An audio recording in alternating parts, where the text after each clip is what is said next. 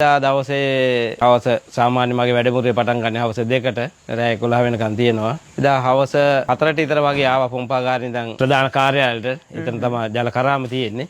ඒ කාරින්ද එනකොට ගේට්ටුව වහලා තිබුණ සෙන්සුරා දවසක් නිසා ඊට පස්සේ ත්‍රිවිල් එක මගේ නතර කරා. ත්‍රිවිල් එක නතර කරපුවම ජගත් සමන්ත පිරිසක් කොතනද නතර කරේ? ප්‍රාදේශ සභාවේ ගේට්ටුව ඉස්සරහා. ගේට්ටුව ඉස්සරහා. ගේට්ටුව අරින්න ඕන නිසා තමයි නතර කරේ. නමුත් බහින්න හම්බුන්නේ නැහැ. ජගත් සමන්ත පිරිසක් සමග කඩුත් අරගෙන කඩු පොළුව එහෙම අරගෙන තිබුණා. ඊට පස්සේ ජගත් සමන්ත එකපාරම ඇවිල්ලා මුකුත් ඇහුවේ නැහැ. ඉස්සරලාම ඇහුවේ JP රැස්වීමක් කරාද කියලා. ඒකට යන්න ලෑස්තිද කියලා එහෙම ප්‍රශ්න ටිකක් අහගෙන ආපු ගාම ත්‍රිවිල් එකේ වී ස්ක්‍රීන් එකට කෙටුවා දෙපාරක්. ඊට පස්සේ අනිත් පිරිස එක්කෙනෙක් උරපත්ත කියද්දා ඊට පස්සේ ඩ්‍රයිවිං සීට් එකෙන් බිමට වැටුණා. වැටිච්චාම ඉතින් දිගට හරහට ගහගෙන ගියා. මට ඉතින් ඊට පස්සේ තේරුණා පිටකොන්දේ කඩුපාරවල් කැපෙන්නේ නැති පැත්තෙන් කොටලා ඒ තුවාල තිබුණා. ඊට පස්සේ අර ඔළුව බිමට වැටිච්ච වෙලාවේ කවුරු හරි කෙනෙක් ඔළුව පෑගුවා දිගටම මේ ඔළුව උසන් බැරි වෙන්න. ඒකට මාස 3ක් විතර වගේ බේත් ගත්තා. මාස 3ක් නෙමෙයි මාස 3කට වඩා ගියා. ක්ලිනික් ගියා ඊට පස්සේ. මොකක්ද එතකොට ඔහොම පහර දෙන්න හේතුව? පහර දෙන්න හේතුව JP රැස්වීමක් කරන්න අර ලියුම් බෙදුවා කියලා. ඊට ඉස්සෙල්ලා දවසේ ලියුම් වගේක් බෙදුවා මේ ගාම් වල මරණාධාර සමිතිය තියෙනවනේ. ඒ මරණාධාර සමිතියක බත් සමිතියක් තිබුණා. ඒ බත් සමිතියේ අපේ නෝනා තමයි වැඩ කටයුතු කරන්නේ. එයා නෝනා ලියුම් වගේක් ලියලා දීලා දුන්නා බෙදන්න කියලා. ඒ ලියුම් ටික තමයි මම බෙදුවේ. නැතුව JP රැස්වීමක ලියුම් නෙමෙයි. නමුත් මේ පහුවදා ඉතින් අර විදිහට මේ JP රැස්වීමක් යනවන්න ලියුම් බෙදුවා කියලා තමයි මේ පහර දුන්නේ.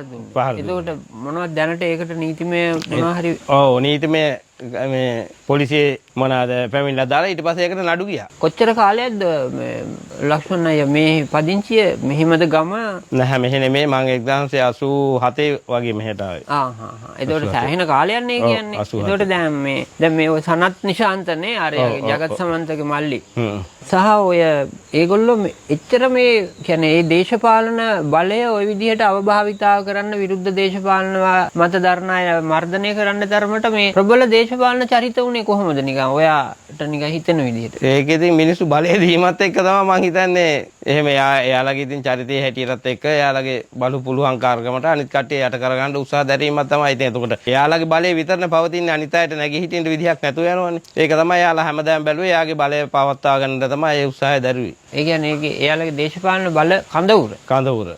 එයින් එයාලට ඉහෙලින් තව කෙනෙකුට යන්න නොයා යුතුයි කියන අදිෂ්ඨානෙන් එයාලා ඉන්නවා. ඔය කියන්නේ මහින්ද රාජපක්ෂනේ. ඔව්. එතකොට දැන් අපිට දැන් මේ වෙනකොට පේන්න යනවා මේ එවැනි දේශපාලන බල කඳවුරක් දැන් පරාජයටපත් වෙලානේ කොහොම හරි නේද අපි දන්නේ. දැන් නාමල් ආපහු මේ නිකන් පිරිසුදු දේශපාලන මොකද්ද එහෙම කියාගෙන ඉන්න හදන එකක් ඇයි නවෙන්නේ? නෑ නැවත පිරිසුදු වෙන්න ඉතින් අමාරුයි නේද? නැති මිනිහෙක් Taman ළඟට ගන්න ටිකක් ලේසි වුණාට Taman ළඟ ඉඳලා ගිය මිනිහෙක් නැවත ගන්න එක මං හිතන්නේ ගොඩාක් අසීරුයි. මං හිතන හැටියට. එහෙම නේද? වෙන්න ඕන. පොහොට්ටුවේ දේශපාලන ගමන් මග මං හිතන්නේ ගොඩාක් ඉතින් ඉදිරියට හොඳටම දුර්වල වෙන තත්ත්වයකට තමයි එන්නේ. මං හිතනවා එන්න ගොඩාක් අසීරුයි කියලා.